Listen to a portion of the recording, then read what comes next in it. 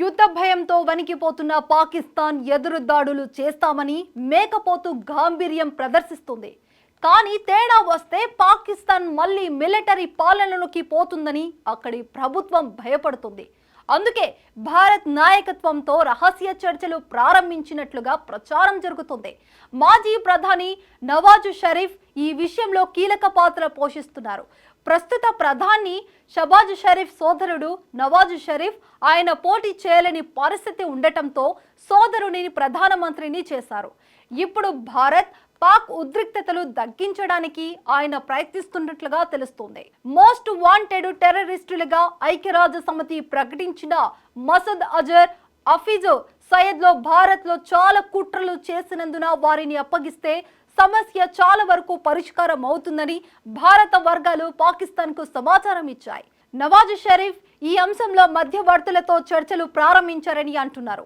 భారత్తో ఉద్రిక్తతలను పెంచేందుకు చర్యలు వద్దని నవాజ్ అంటున్నారు. ఈ క్రమంలో ఇద్దరు మోస్ట్ వాంటెడ్ తీవ్రవాదుల్ని అప్పగిస్తారా అన్నది ఉత్కంఠంగా మారింది. హఫీజ్ సయ్యద్ పాకిస్తాన్ జైల్లో ఉన్నారు. అక్కడ ఆయనపై చాలా కేసులున్నాయి. అయితే పాకిస్తాన్ జైలు పేరుతో ఆయనకు రాజభోగాలు కల్పించి ఉగ్రవాద వ్యవహారాలు నడుపుకునేందుకు అవకాశం కల్పిస్తుంది. మసూద్ అజర్ కూడా అలాగే ఉన్నారు.